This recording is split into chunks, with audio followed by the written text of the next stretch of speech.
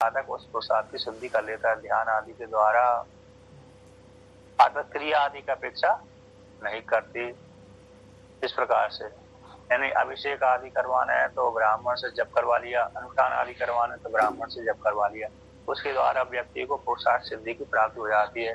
अर्थात पुरुषार्थ सिद्धि मतलब किसी फल की इच्छा कर रहा है व्यक्ति, तो फल की इच्छा कर रहा तो ब्राह्मण से कर्म करवा लिया तो उस फल की प्राप्ति तो हो जाती है उसको। इस प्रकार से वर्णन किया। अब आगे कहते हैं एक नया नियम है, जप्यादि कर्म अवश्यम भावी थी तन मात्र से पुरुषार्थ सिद्धि सिद्ध्यति, है ना। ब्राह्मण जाति प्राप्ति मात्रेण, टीका में आया है ब्राह्मण जाति की प्राप्ति मात्र से, उससे संबंध होने वाला, ब्राह्मण जाति से संबंध रखने वाला जो कर्म विशिष्ट है जप आदि ऐसे कर्म अवश्यम भावी, जो कर्म कैसे निश्चित फल देने वाले हैं, उतने मात्र से ही पुरुषार्थ की सिद्धि हो जाती है। तो कहते हैं, अब आगे वर्णन करते हैं, यत्र तु देवानां पुरुषार्थ सिद्धिर तत्र एव अग्नि आदि संबंध क्रिया फिर जाती। किंतु कहते हैं यहाँ पर जहाँ पर देव के अधीन पुरुषार्थ की सिद्धि करना है, जहाँ पर देवताओं के अधीन होकर के पुरुषार्थ की सिद्धि करना है, तत्र वहीं पर अग्नि आदि संबंधी क्रिया की अपेक्षा होती है। तो यहाँ पर इस प्रकार से, और जहाँ पर देव अधीन पुरुषार्थ सिद्धि नहीं सामान्य है तो वहां पर ब्राह्मण आदि को लेकर के हो जाती है। और आगे वर्णन करते हैं, यहाँ टीकाकार कहते हैं कि देवताओं के मध्य में तो अग्नि संबंध को लेकर के, अरे अग्नि संबंध को कैसे लेकर के कहते हैं, अग्नि में आहुति डालेंगे तो अग्नि में आहुति डालेंगे, जैसे अग्निहोत्र आदि कर्म करेंगे तो वहां पर अग्निहोत्र आदि कर्म करने वाला व्यक्ति अग्नि में आहुति डाल करके उस लोक फल की प्राप्ति कर लेता है। तो देवताओं के मध्य में तो अग्नि के साथ संबंध करके कर्म करके पुरुषार्थ लाभ की प्राप्ति कर लेता है व्यक्ति। और मनुष्यों के मध्य में तो ब्राह्मण प्रयुक्त जप आदि मात्र के द्वारा उसकी प्राप्ति हो जाती है। यदि जिस किसी साधक को लोक विशेष फल की प्राप्ति करना है तो ब्राह्मण को बुलाया और ब्राह्मण को बुला करके उससे जप आदि कर्म करवा लिया, तो जप आदि कर्म करने के माध्यम से उस लोक फल की प्राप्ति कर लेता है। उसी में मनुस्मृतिकार कहते हैं स्मृतिश्चा, स्मृति है जपेन एव तु संसिद्धिद ब्राह्मणो नात्र समतः कुर्याद अन्यत न वा कुर्यान मैत्रो ब्राह्मण उच्यते इति।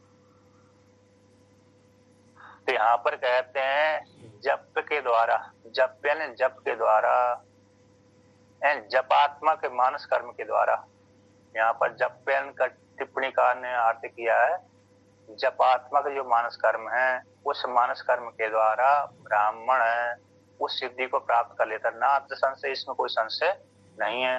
कहते कुर्याद अन्यत न कुर्याद, अन्य अग्निहोत्र आदि कर्म करे अथवा न करे, कुर्यादीन करे अन्यत न व कुर्यात अथवा न करे, कहते मैत्रो ब्राह्मण उच्यते।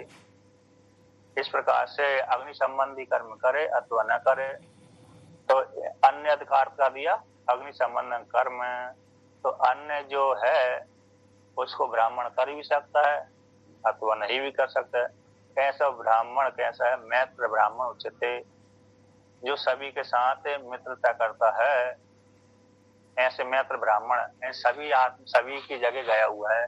ब्राह्मण जाति सभी में गए हुए और ब्राह्मण है ब्रह्म ही है, इसलिए मित्रता का अर्थ सभी के साथ स्नेह करना इत्यादि। इन सभी भूतों में, कहते सभी भूतों में अभय प्रदान, अभय को प्रदान करने वाला विशिष्ट जातिमान ब्राह्मण वो मैत्र ब्राह्मण कहलाता है। जितने भी जैसे संन्यास धारण कर लिया तो संन्यास धारण करने के पश्चात वह ब्राह्मण संपूर्ण भूतों को अभय प्रदान कर देता है।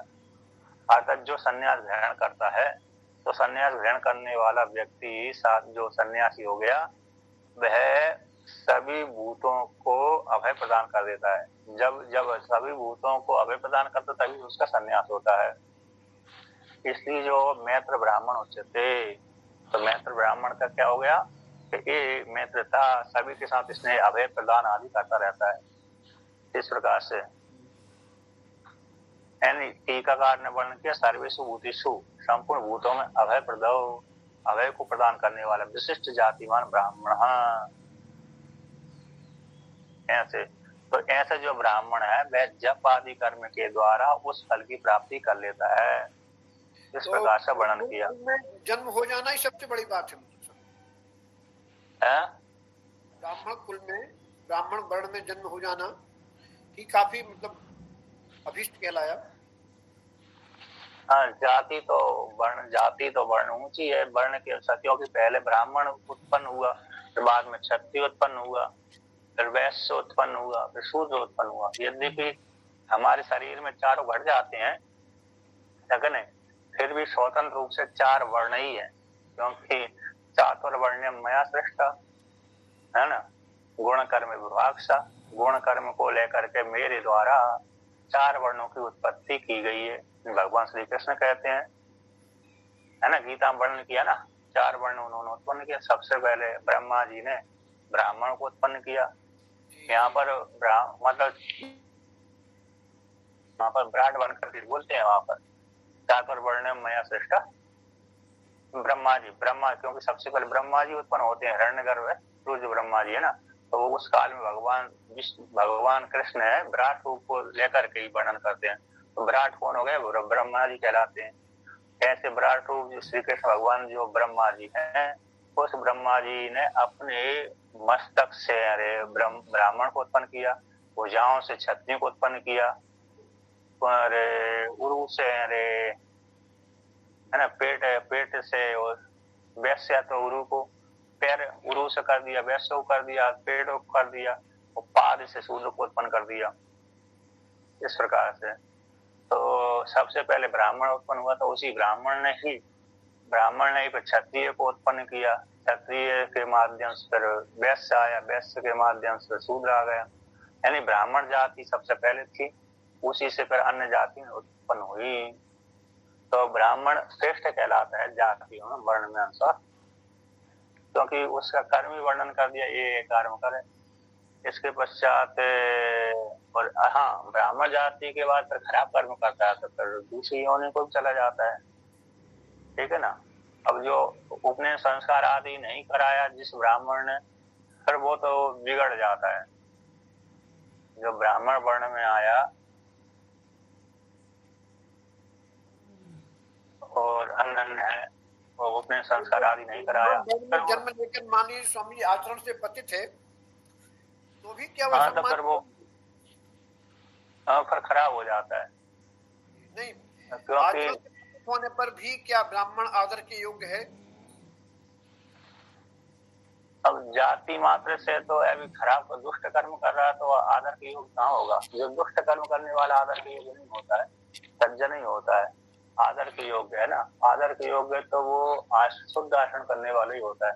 दुष्ट कर्म करेगा तो फिर आदर करने के योग्य थोड़ी है वो तो दुष्ट कर्म करने से वहां पर वर्णन आता है, कह रहे जो मदिरा पान कर लेता है जो ब्राह्मण है, उसकी ब्राह्मण संग ही नष्ट हो जाती है। यदि उसने प्रायश्चित नहीं किया, जिस ब्राह्मण ने मदिरा का पान कर लिया, सेवन कर लिया, तो उस काल में उसको शास्त्र वर्णन करते ब्राह्मण से च्युत हो गया। तो च्युत हो गया तो ब्राह्मण पुनः उसको ब्राह्मणत्व का आरोप करना है कि मैं ब्राह्मण हूँ, तो उसके लिए वहां पर विधान किया है कि उस प्रायश्चित करे। एक सरल प्रायश्चित तो यह है कि गंगा में स्नान करे आए। ये सरल सबसे एक जगह आया था, एक ब्राह्मण ने गुरुकुल में पढ़ता था और संयोगवश उसका संबंध गलत हो गया, तो किसी वेश्या के पास में चला जाने लगा। ऐसा संयोग हो गया तो वेश्या के पास में गया। अब वेश्या के पास रात को वहीं सो गया। अब वेश्या ने रात को उसको एक लोटा जल का भी था, एक लोटा शराब का था उस वेश्या का। तो उसने क्या किया, संयोगवश उस वेश्या ने उसने पास में पानी प्यास लगी रात्रि को, तो उसने क्या किया कि पानी मांगा होगा, जल मांगा होगा, तो जल के स्थान पर उसने मदिरा का लोटा दे दिया, तो मदिरा उसने पान कर लिया। जब मदिरा पान कर लिया तो मदिरा अंदर मुख में गई तो मदिरा है, तो तो उसने कहा कि तुमने मेरे को धर्म भ्रष्ट कर दिया इत्यादि, अब क्या करूं मैं, तो मरना ही पड़ेगा मेरे को, फिर ब्राह्मण तो नष्ट हो गया। घर में गया, मैंने ऐसे ऐसे कार्य किया, तो अब मेरे को प्रायश्चित बताइए क्या करूं। तो सारे उन माता पिता ने कहा कि इसका प्रायश्चित तो ब्राह्मणों से पूछा जाए। तो ब्राह्मणों ने कहा कि भाई तुमने मद्यपान कर लिया, तो एक ही प्रायश्चित है कि अरे जलता हुआ तेल, खौलता हुआ तेल मुख में डाल लो, ये प्रायश्चित बताया, तो आत्महत्या कर लो। दो ही विकल्प वहां पर दिए थे उन लोगों ने, ब्राह्मणों ने, जो बड़े श्रेष्ठ ब्राह्मण थे। तो यदि अब जलता हुआ तेल डालेगा, मुख में डालेगा तो व्यक्ति मर ही जाएगा। तो फिर वो कहा कि माता पिता कहने लगे कि तो यदि तू मर जाएगा तो हम भी नहीं रहेंगे, हम भी जी कर क्या करेंगे, हम भी मर जाएंगे। तो पूरा परिवार ही मरने वाला था। जब वह ऐसा उन्होंने कठोर नियम बता दिया श्राप मदरा को लेकर के। फिर बाद में उसी काल में सांडल मुनि आ रहे थे। सांडल मुनि ने सारा सुन करके देख करके कहा था क्या बात है, इसने धोखे से मद्यपान कर लिया, वो भी धोखे से किया था, वेश्या ने पिला दिया, धोखे से जल के स्थान पर दे दिया, तो धोखे से मद्यप का पान कर लिया। इसलिए ये ब्राह्मणों ने इनको मृत्युदंड का उपदेश किया है, प्रायश्चित बतलाया कि जलता हुआ अरे या तो जो तेल है उसको मुख में डाल ले, तो आत्महत्या कर ले, यही प्रायश्चित है मद्यपान करने का। तो मुक्ति प्रायश्चित करने के लिए, छुटकारा लेने के लिए। तो उसने कहा ये खट्टो नहीं, सब में सबसे सरल है। अरे प्रायश्चित बतलाता हूँ, मद्यपान करने वाला व्यक्ति इस प्रकार से प्रायश्चित कर सकता है, वो पाप से निवृत्ति हो जाएगी। तो बताइए, तो मरने की जरूरत नहीं, फिर जाओ गंगा जी में जाकर के स्नान कर लो, स्नान करके संकल्प पूर्वक स्नान कर लो। स्नान करने के पश्चात फिर बाद में संकल्प करना कि आज के बाद मदिरा का सेवन नहीं करूंगा। इस प्रकार से उन्होंने प्रायश्चित बतलाया। तो गए वो पूरा परिवार ब्राह्मणों सहित।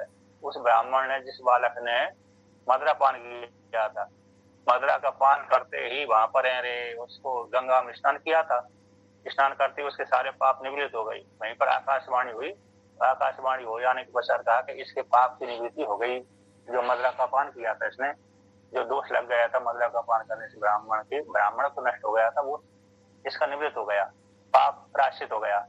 अब दोबारा के आगे मदिरा का सेवन न करे। तो ये सरल उपाय था कि जो मदिरा पान करता है ब्राह्मण, प्रायश्चित करने के लिए गंगा में स्नान कर ले। नर्मदा किनारे गया तो नर्मदा में स्नान कर ले, लेकिन संकल्प करना पड़ेगा उसको बाद में कि दोबारा के मैं कभी मदिरा का सेवन नहीं करूंगा। ठीक है ना। यदि इस प्रकार से संकल्प पूर्वक स्नान नहीं करेगा तो फिर पाप की निवृत्ति नहीं होगी। तो इस प्रकार से विशेष वहां पर वर्णन किया है। अब देखिए आगे कहते हैं यहाँ पर, तो उसमें एक तो हेतु दे दिया कि ब्राह्मण सभी के साथ एक ऐसे मैत्र कहलाता, मैत्र ब्राह्मण उच्चते, सभी को अभय प्रदान कर देता, इसलिए ब्राह्मण कैसे मैत्र कहलाता। वो सभी भूतों को अभय प्रदान कब करता है, संन्यास धारण कर लेता है तभी। इसलिए किसी लोग फल की विशेष प्राप्ति चाहिए तो वह जाति मात्र ब्राह्मण के द्वारा उस फल की प्राप्ति कर लेता है, जप के माध्यम से, मानस जप के माध्यम से।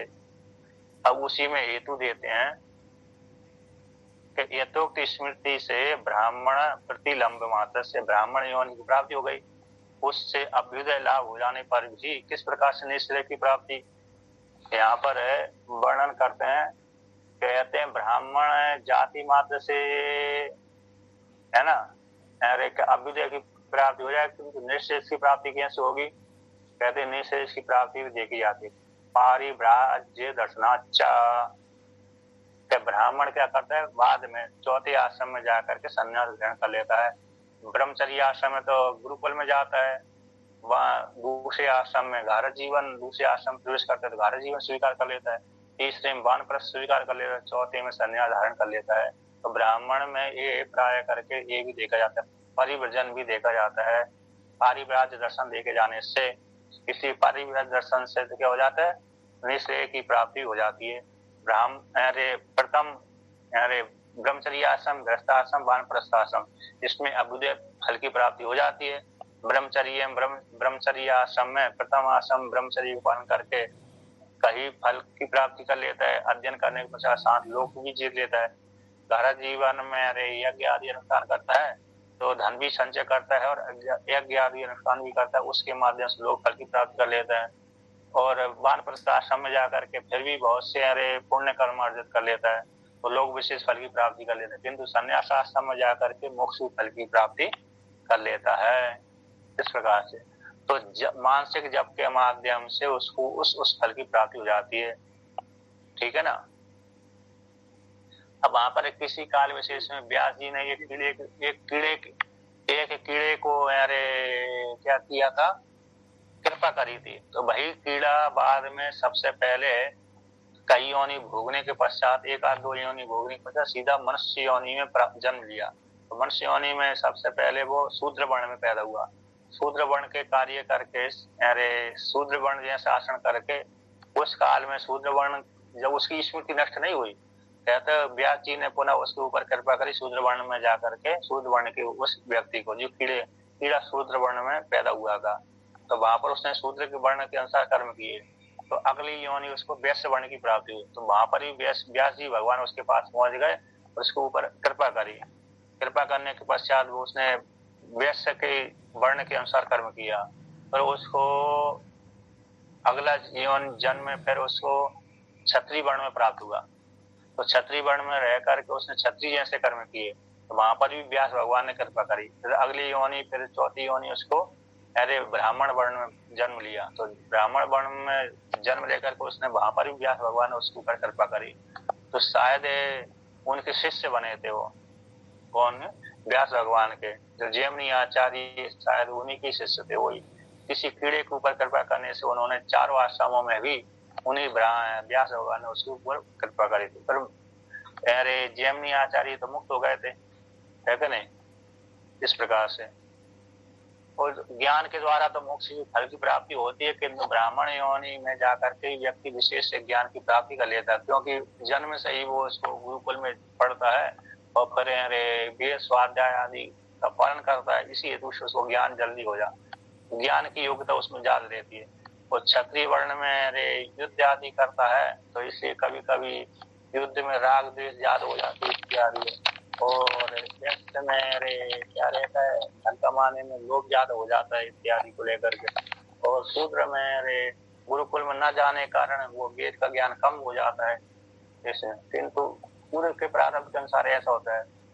इसलिए वो संन्यास है, यद्यपि ब्राह्मण ज्यादा लेते हैं, क्षत्रिय वैश्य भी तीन का अधिकार है, ब्राह्मण का है, क्षत्रिय का, वैश्य का है।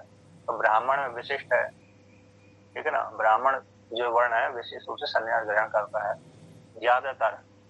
ज्यादातर संन्यास कौन ग्रहण करता है, क्योंकि ज्यादातर वो अरे जो संयमी व्यक्ति होता है वो ही संन्यास की ओर जाता है, तो संयमी नहीं है वो संन्यास की ओर भी नहीं जाता। इसलिए ज्यादातर जो सन्यासी मिलेंगे वो ब्राह्मण वर्ण के ज्यादा मिलेंगे। इसलिए संन्यास धारण करके निश्चय की प्राप्ति हो जाती है। अब आगे कहते हैं, तस्मात् ब्राह्मणत्वे एव मनुष्येषु लोकम कर्म फलम इच्छन्ति, के ब्राह्मण में ही, मनुष्यों के मध्य में ब्राह्मण में ही लोकमेन कर्म फल, लोकम का तो कर्म फल लोक विशिष्ट है, उस फल की इच्छा करते हैं ब्राह्मण में ही, ब्राह्मण जाति में ही। निरंजन ज्योति जी है, सन्यासिनी है, वो तो शूद्र वर्ण से शुरू है, शूद्र वर्ण से है सन्यास। तो शूद्र वर्ण के लिए वृजावन नहीं करेंगे, सन्यास तो हो जाए। सन्यास मतलब यारे सन्यास का अर्थ त्याग होता है विशेष रूप से, सन्यास का अर्थ होगा त्याग। आपने घर बार का सबका त्याग कर दिया, आसक्ति कहीं नहीं रही, है ना, तो वो सन्यास ही है। लेकिन जो लिंग वाला सन्यास है, एक चार अरे एक तो सन्यास होते हैं आंतरिक सन्यास, एक बहिष्ठ सन्यास है, दो प्रकार का सन्यास होता है। तो बाहर वाला जो लिंग वाला सन्यास होता है उसमें जबरदस्ती लाल का गैर वस्त्र धारण करना पड़ती है, वृजावन होता है उसमें। ये बाहर सन्यास लिंग वाला सन्यास है।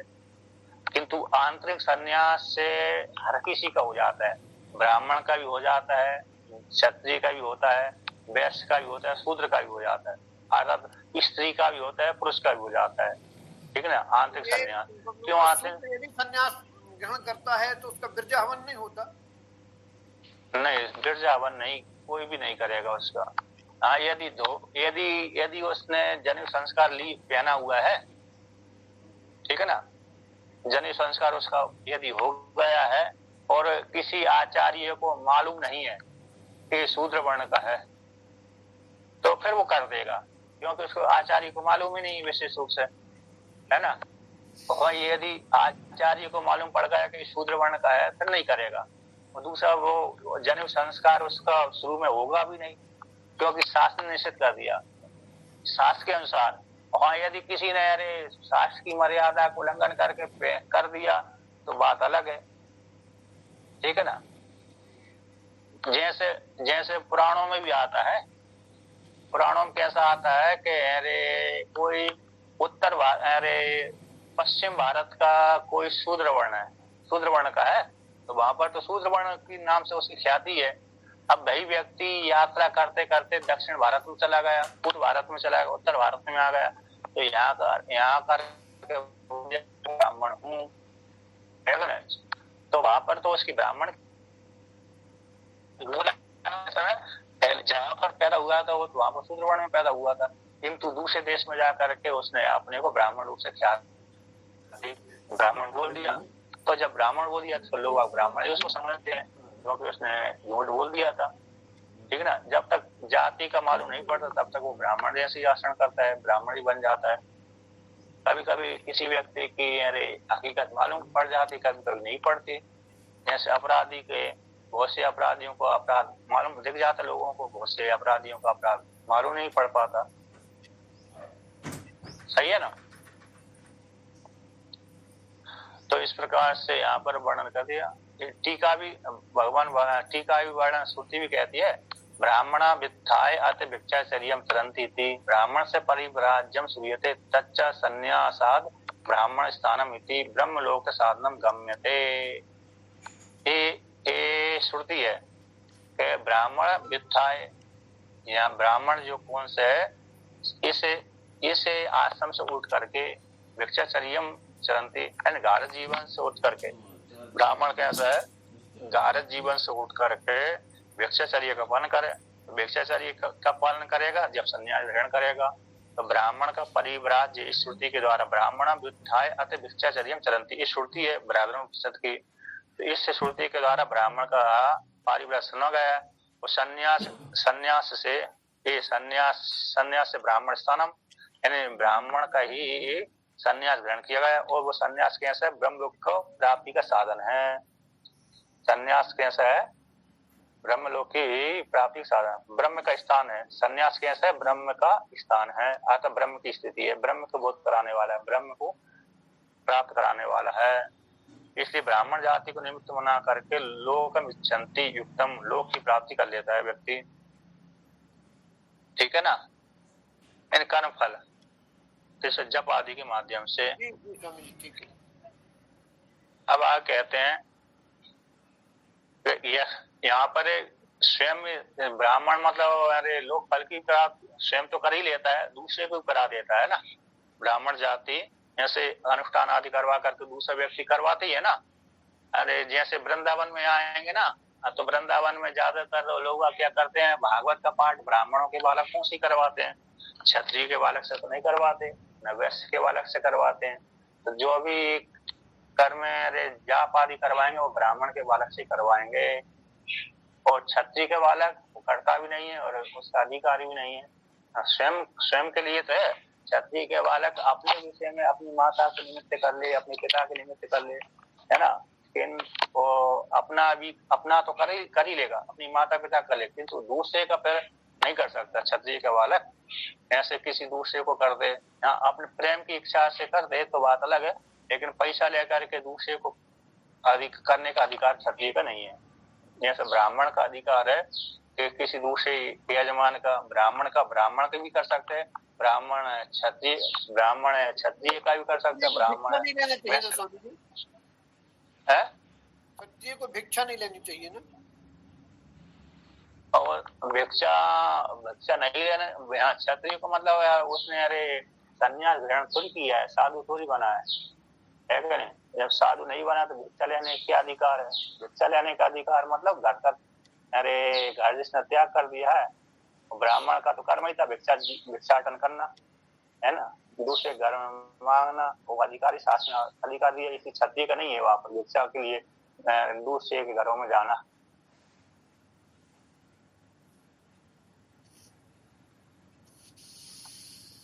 ठीक है ना? तो भिक्षा आदि का निषेध, भिक्षा आदि, हाँ भिक्षा आदि क्षत्रिय वही मांग सकता है जहाँ पर उसके पास खाने पीने का ही नहीं है, मजबूर जीविका ही नहीं चल रही, तभी भिक्षा मांग सकता है, नहीं तो फिर मजबूरी करे। क्षत्रिय संन्यास लेता है तो फिर भिक्षाटन कर सकता है, संन्यास लेगा नहीं तो खाएगा क्या? सही बात है, वैसा नहीं करेगा मर जाएगा, स्पष्ट ही है और का, क्योंकि घर का त्याग कर दिया ना फिर तो।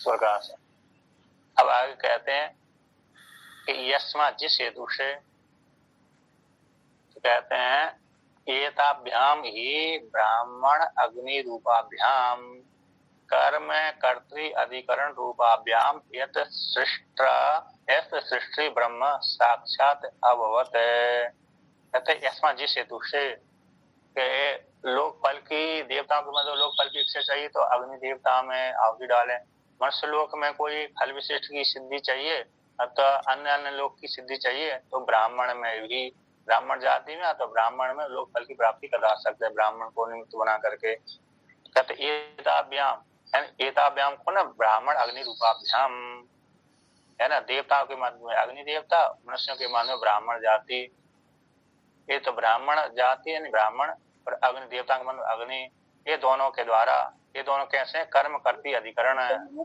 एक कर्म मतलब क्या हुआ स्वामी जी? है अधिकरण रूप से, अधिकरण रूप माने क्या हुआ?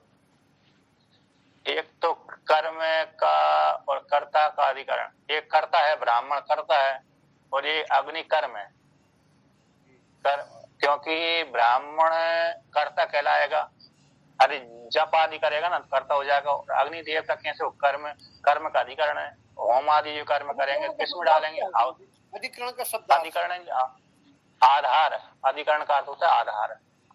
जैसे आप किस अधिकरण में बैठे हुए, आप किसी न किसी कुर्सी पे बैठे होंगे ना, कुर्सी है, पलंग है, तख्त है, जिस पे बैठे हैं, हाँ वो आधार अधिष्ठान एक ही कहलाता है। तो जिस किसी में आप बैठे हुए हैं, जिस किसी के ऊपर भी बैठे हैं यहाँ पे, वो अधिकरण ही आधार है। तो उसी प्रकार से हम आहुति डालेंगे तो किसमें डालेंगे? जमीन पर तो नहीं फेंकेंगे, सीधा सीधा अग्नि में ही डालेंगे, है कि नहीं? जहाँ आग जल रही है, जहाँ पर हमने हवन कुंड बनाया है, हवन कुंड बनाया है, उसी अग्नि में ही हम आहुति डालेंगे।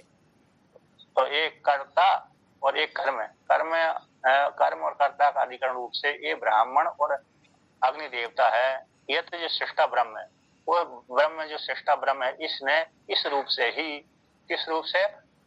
कर्म और कर्ता का अधिकरण रूप से अग्नि और ब्राह्मण के रूप से ही साक्षात वो ब्रह्म ही इस रूप में हुआ था, है ना? किस रूप से? इस रूप से हुआ था।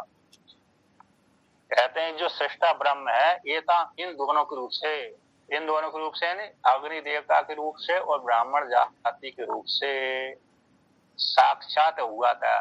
अग्नि और ब्राह्मण रूप में युक्त जान लेना चाहिए। ये ब्रह्म जगत का सृष्टा जो परमात्मा है ब्राह्मण रूप से पैदा हुआ और अग्नि देवता के रूप से पैदा हुआ था। इस प्रकार से जब तक अकेला है तब तक ये दोनों है, फिर बाद में जाति अंतर रूप से क्षत्रिय वैश्य आदि भी बन गए भाई। तो ये ब्राह्मण में, अरे ब्राह्मण को निमित्त बना करके लोग फल की प्राप्ति कर लेता है व्यक्ति, और अग्नि देवता को निमित्त बना कर लोग फल की प्राप्ति कर लेता है। ऐसी प्राप्ति हो गई। अब उसी को लेकर के यहाँ पर कहते हैं साथ साथ आता थोड़ा, अत्र तु परमात्म लोकम अग्नहु ब्राह्मण चेत च इच्छन्ति इति केचित तदसत्। यहाँ पर पूर्व पक्षी कहते हैं भक्ति प्रपंच कहते हैं, भक्ति प्रपंच आद्य गुरु शंकराचार्य भगवान से पहले हुए हैं, ठीक है ना? तो आद्य गुरु शंकराचार्य भगवान से उन जो वेदांत सिद्धांत के आचार्य थे उस काल में, तो बड़े बुद्धिमान थे, उन्होंने कई उपनिषदों के ऊपर भाष्य लिखा, ब्रह्म सूत्र के ऊपर भी भाष्य लिखा, 10 उपनिषद के ऊपर भी भाष्य लिखा, तो इस प्रकार से उन्होंने कहीं कहीं पर श्रुति के अनुसार भी अर्थ किया, कहीं कहीं पर श्रुति से थोड़ा विपरीत अर्थ कर दिया। तो विपरीत अर्थ कर देने से तो क्या हो गया, वो वेदांत के पक्ष वाले थे, लेकिन वेदांत का ठीक ठीक अर्थ न करने से एक देशी कहलाए, ठीक है ना। तो कौन कहलाए? एक देशी। तो एक देशी मतलब